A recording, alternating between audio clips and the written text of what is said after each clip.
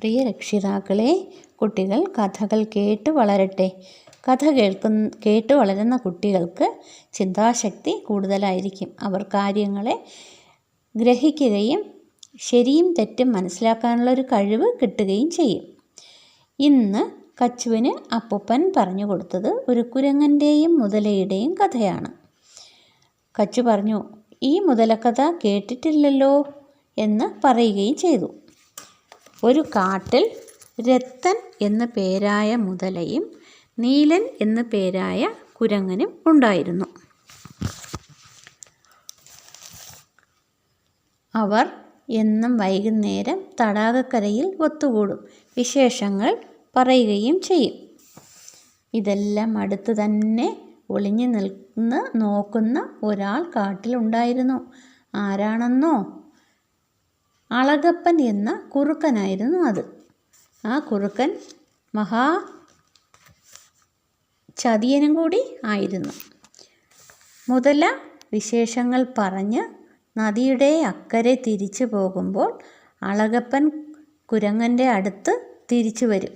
എന്നിട്ട് പറയും, മുതലയുടെ ഹൃദയം കറി വെച്ച് കഴിച്ചാൽ ഇപ്പോൾ ഉള്ളതിൻ്റെ 100 ഇരട്ടി ആരോഗ്യം നിനക്ക് കിട്ടും എന്ന്. നീലൻ കുരങ്ങൻ ഇത് കേട്ട് ദേഷ്യപ്പെട്ടു.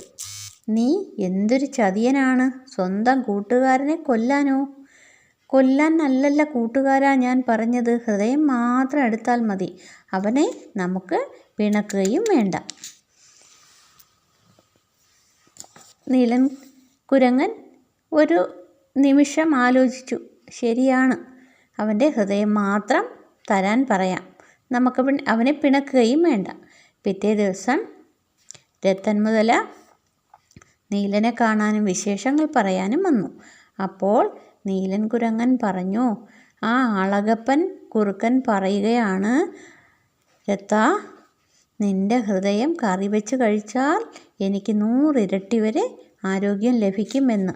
പാവം രത്തൻ മുതല പേടിച്ചു പോയി. രത്തൻ പറഞ്ഞു, ശരിയാണ്, പക്ഷേ ഞാൻ എൻ്റെ ഹൃദയം എടുക്കാതെയാണ് വന്നത്. അത് അക്കരെ വീട്ടിൽ വച്ചിട്ടാണ് ഞാൻ വന്നത്. ഞാൻ പോയി അതെടുത്തു കൊണ്ടുവരാം എന്ന്. ഇത് കേട്ട് കുരങ്ങൻ വിചാരിച്ചു, ശരിയാണ്, കൂട്ടുകാരൻ ഇപ്പോൾ തന്നെ പോയി എടുത്തു കൊണ്ടുവരും എന്ന്. പിന്നീട് ഒരിക്കലും രത്തൻ മുതല നീലൻ കുരങ്ങനെ തേടി വന്നിട്ടേയില്ല. ഇതാണ് കഥ. കള്ളക്കുറുക്കനോട് കൂട്ടുകൂടിയാൽ നല്ല ചങ്ങാതി നഷ്ടമാവുകയും ചെയ്യും.